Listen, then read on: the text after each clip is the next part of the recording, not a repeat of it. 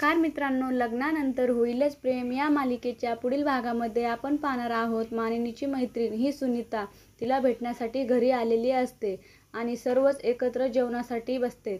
ती मानिनीला बोलते, मानिनी तुझी सूनबाई दिवाळीचे फराळ करण्यामध्ये बिझी आहे, त्यामुळे तुझ्या काव्याला माझ्याशी बोलण्यासाठी वेळ मिळाला नाही। आणि ती चकली खाते आणि बोलते, वा चकली तर खूपच छान झालेली आहे काव्या, चकली तर तूच बनवलीस कारण तुला खूप चांगलं गोल गोल फिरवायला जमतंय। आणि तेव्हा काव्या देखील आश्चर्यचकित होऊन सुनीताकडे पाहू लागते आणि सुनीता ही सर्वांच्या समोर बोलते, तू तुझ्या जिवलग मित्राचा फोटो सगळ्यांना दाखवला नाहीस, तुझ्या बॉयफ्रेंडला सर्वांच्या समोर का आणलं नाहीस। आणि तेव्हा सर्वजण आश्चर्यचकित होऊन सुनीताकडे पाहू लागतात आणि काव्या ही ओरडून बोलते, तुम्हाला काय म्हणायचं आहे। तेव्हा सुनीता बोलते, हो मी या ठिकाणी आले आहे तुझ्या बॉयफ्रेंडचा व्हिडिओ दाखवण्यासाठी।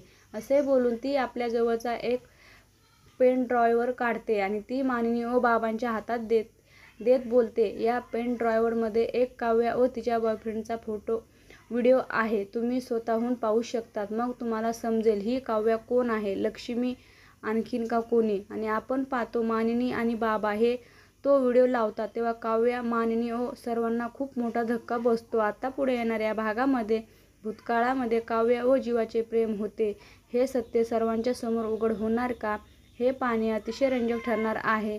लग्नानंतर होईलच प्रेम या मालिकेचे सर्व अपडेट पाहण्यासाठी आमच्या चॅनल लाईक करा, शेअर करा आणि सबस्क्राईब करायला विसरू नका। धन्यवाद।